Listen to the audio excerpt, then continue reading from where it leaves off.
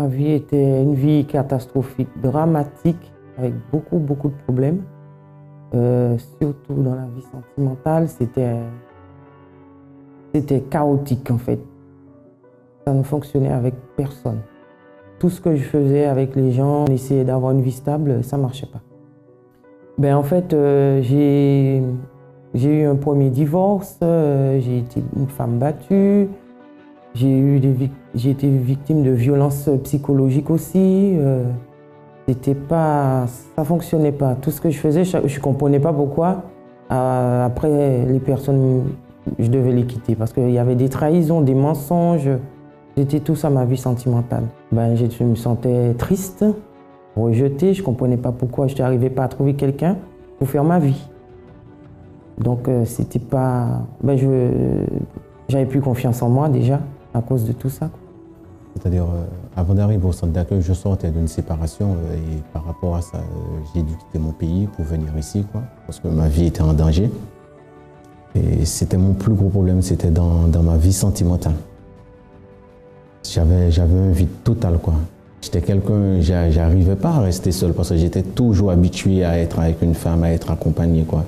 C'était l'une des premières fois où ça m'arrivait d'être seul et c'était une période très difficile à vivre, quoi, de se retrouver tout seul. Ensuite, j'ai été évangélisé à Saint-Denis, quoi, à travers le semeur qui est resté au moins 3-4 mois sur ma table dans la cuisine. Au moment où je l'ai ouvert, j'ai vu des témoignages et j'ai regardé, j'ai dit si Dieu il a réalisé ça dans la vie de ces gens-là, il peut faire de même dans la mienne, quoi. Et j'ai commencé à venir au centre d'accueil, à faire les chaînes de prière, tout. Et moi, ce que je voulais, c'était être accompagné, avoir ma moitié à moi, quoi. Entre-temps, je rencontrais des gens, quoi, mais je rencontrais des femmes, mais dès que je parlais de Dieu, quoi, elles fuyaient. Moi, tout ce que je voulais, c'était une femme de Dieu. Et pour obtenir cela, j'ai décidé de sacrifier. Voilà, j'ai entendu parler de la campagne d'Israël. Je ne savais pas vraiment ce que c'était. Mais à travers les témoignages que j'ai lus, j'ai dit, si Dieu il a pu bénir ces gens-là, il peut faire de même avec moi. Et j'ai sacrifié. Et c'est à travers cette campagne d'Israël que j'ai rencontré mon épouse. C'est-à-dire, on s'est rencontrés chez une amie en commun qu'on ne connaissait pas, alors que ce jour-là, je ne devais pas du tout me retrouver là. C'est le jeudi que j'avais rendez-vous avec cette amie et je suis venu le mardi récupérer quelque chose chez elle. Et mon épouse, elle était là et quand je l'ai vue tout de suite, il s'est passé quelque chose à l'intérieur de moi qui a fait que moi, j'ai posé la question à Dieu, Seigneur, est-ce bien elle? J'avais l'assurance, la certitude. Mais je n'ai pas porté attention parce que j'avais pris une décision que je ne voulais plus personne dans ma vie, en fait. Et il est venu, il a commencé à me parler de Dieu, machin. Et donc, en fait, on s'est mis à table côte à côte. Et on avait oublié les autres, en fait. On parlait que de Dieu et tout. Mais je l'ai écouté, mais sans plus. Parce que je sais que moi, je veux pas, ce ne sera pas lui. Enfin, je ne m'attendais pas. Parce que j'avais pris une décision et que peu importe ce qu'il aurait dit, ben, ça allait pas, il n'allait pas avoir gain de cause, en fait. Le fait de fumer, je me sentais bien. Parce qu'il y avait encore le vide. Même si j'étais marié, il y avait encore ce vide parce que je n'étais pas encore baptisé du Saint-Esprit. Donc il y avait encore ce vide et c'est à travers la drogue que je comblais ce vide-là, quoi. Et en fumant, je me sentais bien, mais au moment où l'effet était dissipé, tout redevenait normal, quoi. Tous les problèmes, le vide, il était encore là. Ben, en fait, lui, il est parti tout seul dans cette église que je ne connaissais pas. Moi, j'ai continué à aller dans la dénomination que je connaissais. Mais lui, quand il rentrait, il était tout le temps en train de chanter, louer Dieu, tout ça. Et moi, ça m'énervait, ça m'irritait parce que moi, je me sentais toujours triste, toujours angoissée, toujours vide. Je ne me sentais pas bien malgré que moi aussi, j'allais dans une église.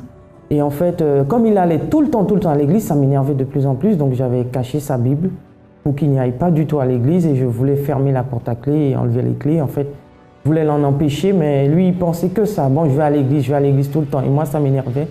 Mais quand il rentrait, il était toujours joyeux. Et moi, j'avais toujours les mauvaises pensées, voilà, j'étais pas bien. J'avais toujours les pensées de suicide, des pensées négatives. C'est pas parce que j'étais avec lui, parce qu'à un moment on s'est mariés pour rester ensemble, mais c'était pas parti ce vide, cette tristesse. J'étais pas comblée malgré que j'étais mariée. Je pensais que bon, cette fois-ci, bon, j'ai quelqu'un, mais ça n'avait pas changé grand-chose à l'intérieur de moi, en fait. Ben, un jour, je sais pas, j'ai dit bon, il y va. Je n'osais pas lui dire que je voulais venir parce que je pensais qu'il allait me dire non. Et un jour, il s'est habillé, puis moi aussi, je me suis habillée, j'ai dit, je viens avec toi. Et il ne m'a rien dit, du coup, j'ai dit, bon, je peux le suivre. Je l'ai suivi, c'est bizarre. Et j'ai entendu des témoignages, j'ai dit, mais il y a un Dieu qui fait tout ça. Moi, je ne le connais pas, ce Dieu, je ferai tout ce qu'il faut pour le connaître. Ben, en fait, j'ai commencé à participer aux chaînes de prière de délivrance parce que le pasteur m'a conseillé. Il y avait des ouvrières aussi qui m'ont conseillé, qui m'ont aidé aussi. Après, j'ai fait beaucoup de propos et j'ai fait surtout beaucoup de campagnes d'Israël pour ma vie spirituelle. Et c'est là que j'ai commencé à être délivré de la tristesse, de l'angoisse, de la peur, parce que j'ai toujours peur de tout, hein. Et surtout une grande timidité, donc la timidité, j'ai été délivré de tout ça. Et ensuite, j'ai continué à écouter les conseils, à suivre le pasteur. Ensuite, j'ai participé toujours à la campagne d'Israël, mais surtout toujours pour ma vie spirituelle. Oui, parce que malgré tout, on a commencé à venir tous les deux, mais ça n'allait pas entre nous. Il y avait les disputes, les bagarres, on se disputait tout le temps, on ne voulait plus rester ensemble. Ah ben aujourd'hui, je suis une femme comblée, heureuse. Ben, j'ai la paix, la joie et surtout, je partage tout avec ma moitié parce que j'ai enfin trouvé ma moitié. Et tout a changé, c'est quelqu'un de gentil, doux. C'est un homme de Dieu et souvent dans les conseils, dans ses attitudes, même moi je prends exemple sur lui parce qu'il est devenu un exemple aussi pour moi. Donc je sais une chose, que Dieu a transformé notre vie, on est tout le temps ensemble. En fait, on ne se lasse pas d'être ensemble. Donc quand on passe une journée ou 2 jours, parce que par rapport à notre travail, des fois on ne se croise pas, c'est comme si c'était un mois ou une semaine en fait. Hein. Mais, moi je suis heureuse, j'ai trouvé la vie parce que la vraie vie elle est avec Dieu. C'est mon meilleur ami, c'est mon confident. Dès que j'ai quelque chose, je vois mon Dieu, mais lui, il est là tout de suite après. Aujourd'hui, on va dire que je suis un homme comblé et j'ai ma moitié à côté de moi. C'était la femme de Dieu que j'ai demandé, mais au départ, ce n'était pas tout à fait ça. Il a fallu que Dieu nous transforme tous les deux. Et au moment où il nous a transformés, vraiment, j'ai eu ce pourquoi j'avais sacrifié, quoi. Vraiment. J'ai tout appris au centre d'accueil. J'ai tout appris au centre d'accueil. Moi, au centre d'accueil, je suis arrivé, ça va faire 10 ans, 10 ou 11 ans. Pour moi, c'est comme si j'ai 10 ou 11 ans, quoi. C'est une nouvelle vie, quoi. J'ai tout repris à zéro. C'est une nouvelle vie, le centre d'accueil, pour moi. J'ai tout abandonné, quoi. J'ai tout abandonné à travers les chaînes de prière. J'ai pu être libéré de toutes les choses, quoi. Et le manque que j'avais à l'intérieur de moi, que je comblais à travers la drogue, le fait d'avoir été scellé par le Saint-Esprit, il n'y a plus ce manque-là. Comment vous appelez? Je m'appelle Blondine. Mademoiselle Blondine, comment était votre vie avant d'arriver au centre d'accueil universel? Avant d'arriver au centre d'accueil universel, ma vie était totalement détruite. J'étais remplie de tristesse, remplie de colère, remplie de haine. J'étais une personne rancunière. J'avais je gardais beaucoup de choses en moi. J'étais pas quelqu'un qui m'ouvrait facilement aux autres. J'étais très renfermée sur moi-même. J'étais timide et j'étais orgueilleuse et autoritaire. Autoritaire. Voilà, tout ce que vous avez eu auparavant, c'était des signes qu'un mal, il se manifestait dans votre vie. Et quel était le fruit de ce mal que vous aviez dans votre vie? Au fait, depuis que je suis toute petite, j'étais quelqu'un qui était tout le temps, j'avais tout le temps des problèmes, tout le temps malade, et ma famille disait que c'est parce que j'étais victime de sorcellerie, que la famille faisait de maraboutage contre moi. C'est pour ça que j'étais tout le temps malade, que j'avais tout le temps des problèmes. Je savais que au début, je ne savais pas, mais arrivé au centre d'accueil universel, j'ai su vraiment que c'était un mal spirituel qui me faisait être comme ça. C'était pas moi-même, mais c'était un mal qui était à l'intérieur de moi, qui me rendait de cette façon.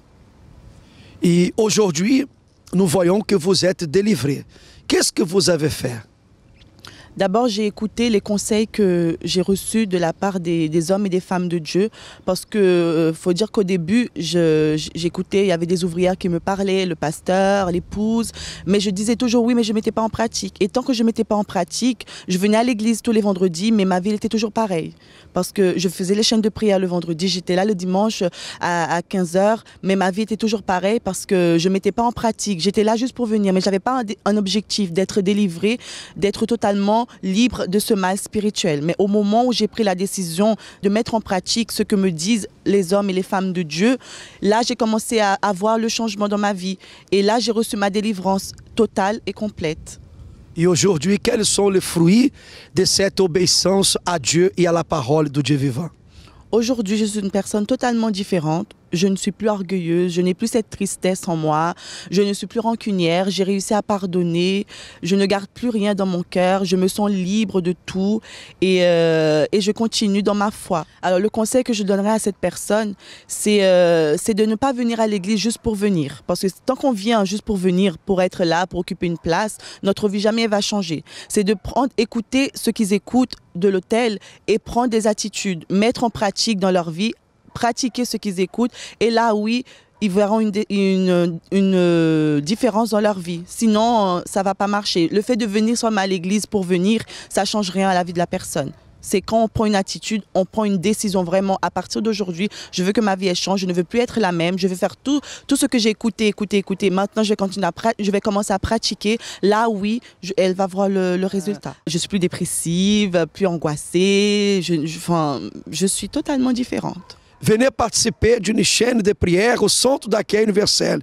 Nous avons la certitude aussi que votre vie, ela va se transformer. Très chers amis, soyez les bienvenus dans cette émission.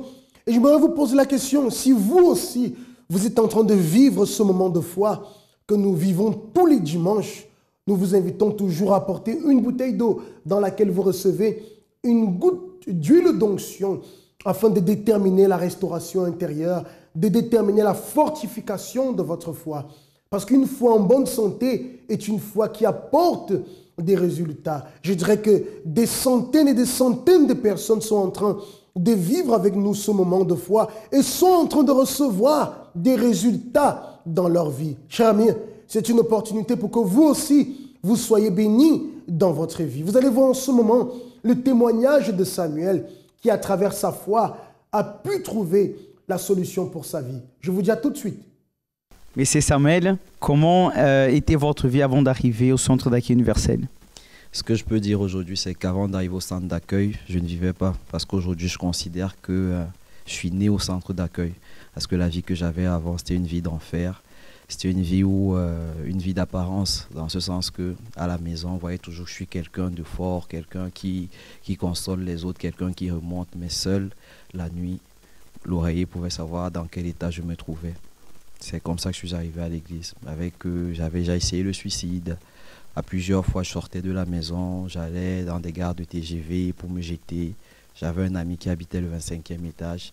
J'allais dans son balcon, je voulais me sauter, mais il y avait toujours une voix qui me retenait pour que je ne le fasse pas. Aucun de ces domaines n'était bon parce que vie sentimentale, j'étais quelqu'un, c'est bizarre parce que j'étais quelqu'un, j'avais pas d'argent, mais je pouvais sortir avec 5-6 filles à la fois.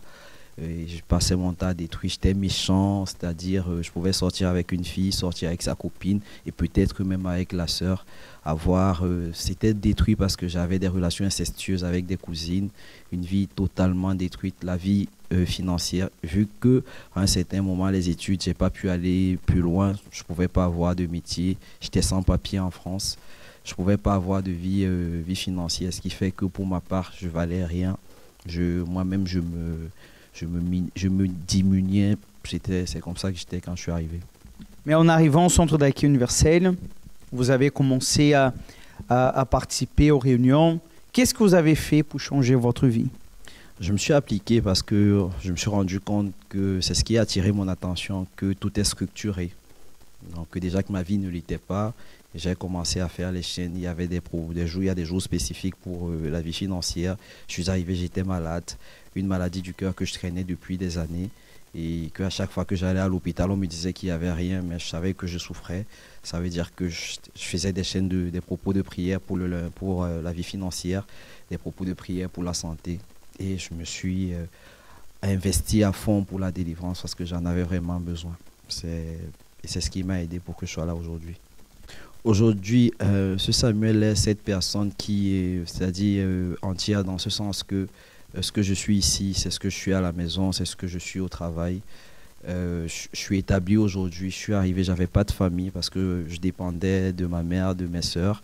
Aujourd'hui, je suis établi, je suis marié, j'ai une famille, je rentre à la maison, j'ai des enfants qui m'appellent papa, j'ai mon épouse qui m'attend à la maison.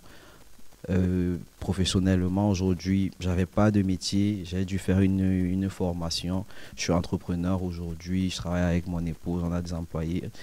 J'ai aidé des personnes aujourd'hui, ce que j'étais incapable de faire avant. J'ai la paix, j'ai la joie. Et je vis aujourd'hui ce que je ne faisais pas avant. Tout a changé. Tout a radicalement changé. Ok, merci beaucoup. Votre foi est-elle malade? Une personne ayant une foi malade est une personne qui, pour un motif quelconque, a cessé de suivre et d'obéir aux commandements et enseignements écrits dans la parole de Dieu. Mais quels sont les symptômes d'une foi malade? Le doute, le découragement, la tristesse, les mauvais yeux, la désobéissance, l'infidélité, le manque de prière et de communion avec Dieu sont quelques-uns des nombreux symptômes qui peu à peu affaiblissent notre foi. Et la conséquence de tout cela est la mort spirituelle et la séparation du Créateur de la créature. C'est pour cela qu'en France et dans le monde entier, nous sommes en train de vivre un propos différent. Le propos pour le rétablissement de la foi.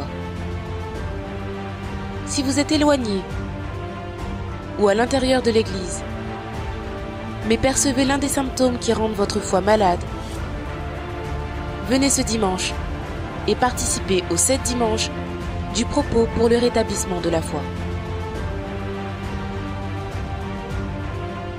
Apportez une bouteille d'eau pour y recevoir la goutte du miracle.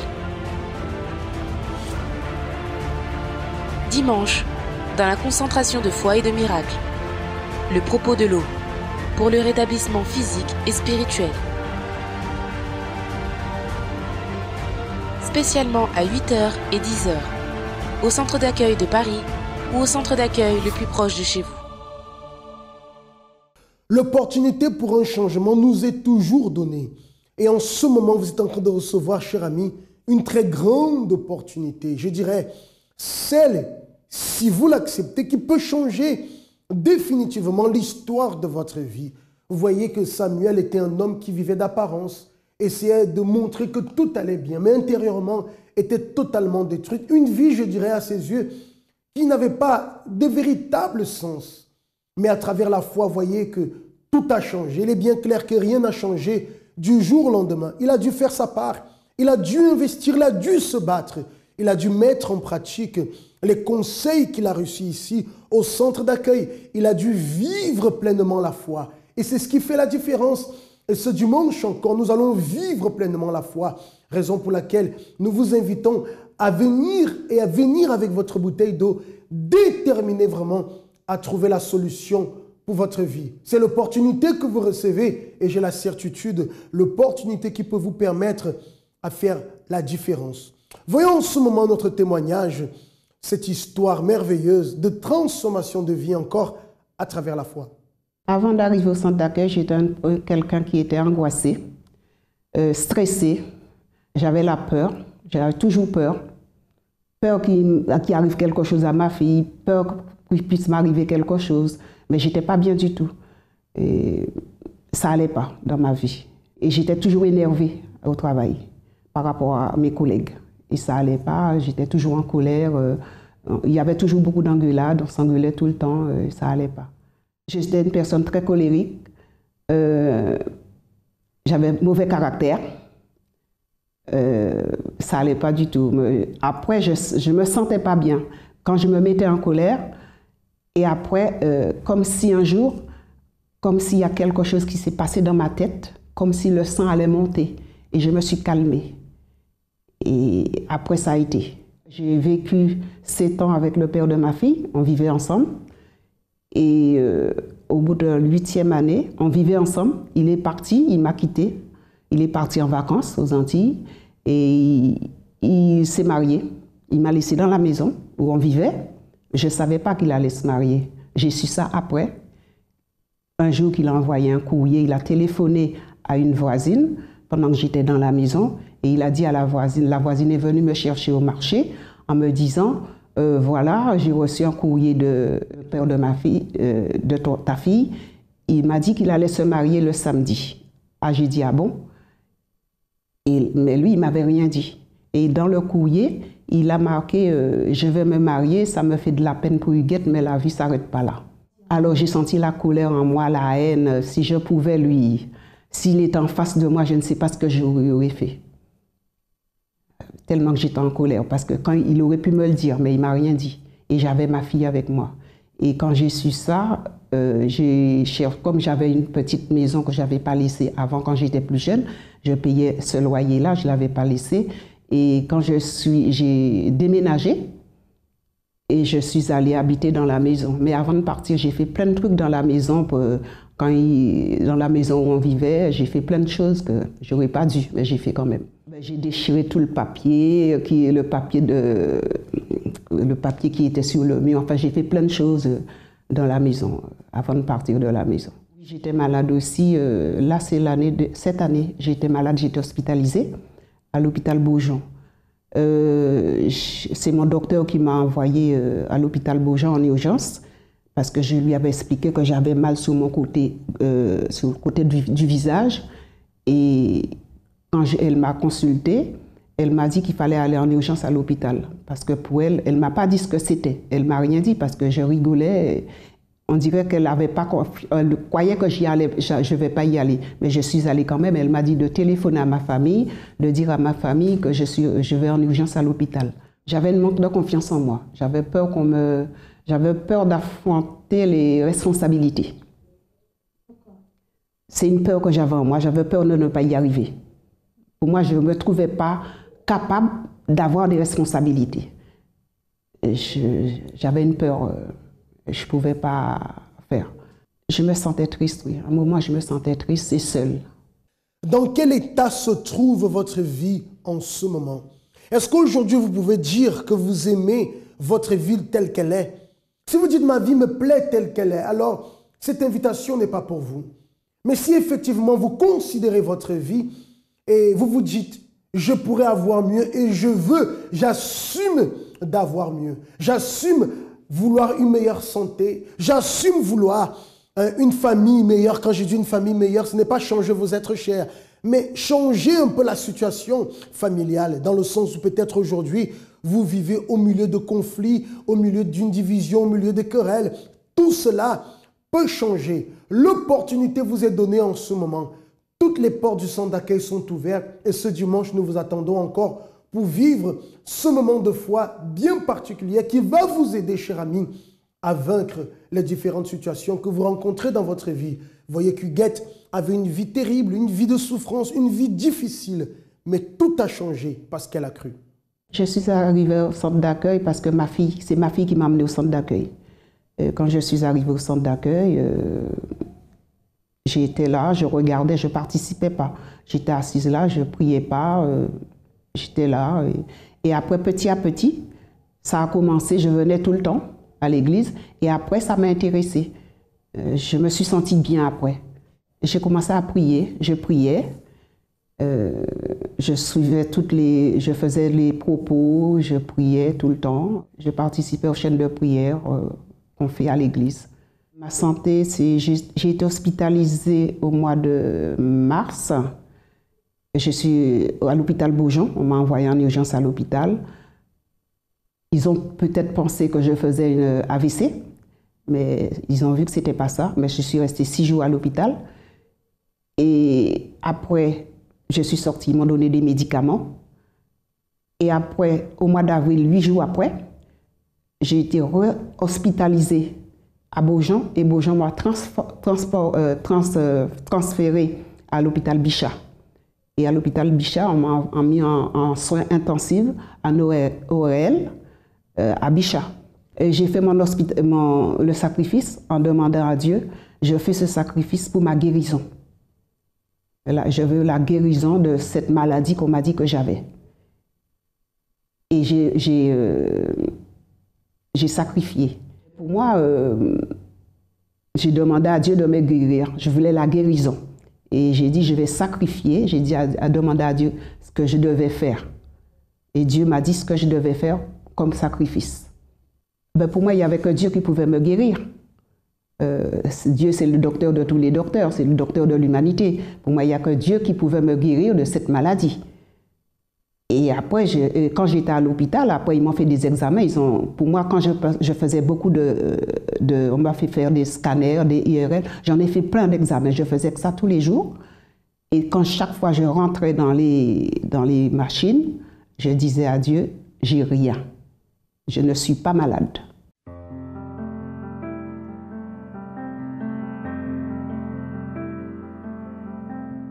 Alors maintenant, ma vie, ça va, je suis bien, j'ai confiance en moi, j'ai pas peur, je suis tranquille, j'ai la paix en moi. Et quand je prie, je demande à Dieu toujours d'avoir de la paix et la sagesse à l'intérieur de moi.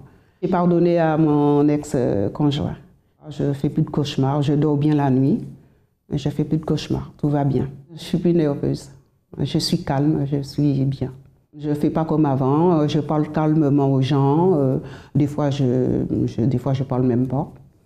Je suis très calme maintenant. Ma santé, justement, j'ai été guérie. J'avais des problèmes à l'oreille, j'entendais pas dans les oreilles. Je suis allée voir un otorino. Il m'a dit, ça fait des années, hein, j'avais ça, mais j'avais peur de mettre un appareil. Et là, j'ai décidé d'aller voir l'otorino et il m'a dit que j'entends pas dans les deux oreilles. J'ai dit, ah bon? Et il m'a envoyé voir, je ne sais plus le nom des gens qui prennent les empreintes pour mettre des appareils. Ça, c'était au mois de novembre. Et quand je suis allée le voir, il m'a dit, bon, madame, et en plus, les appareils coûtent très cher. Il a pris les empreintes et il m'a dit de venir chercher l'appareil le jeudi d'après, parce que j'étais venue le mardi ici et j'ai assisté à la réunion du mardi. Et le mardi d'après, je devais avoir les deux appareils. Et le mardi, quand je suis venue, le pasteur a prié sur moi. On est monté sur l'autel et je suis tombée. Et là, quand je me suis relevée, j'entendais. Il m'a parlé, j'entendais tout ce qu'il me disait.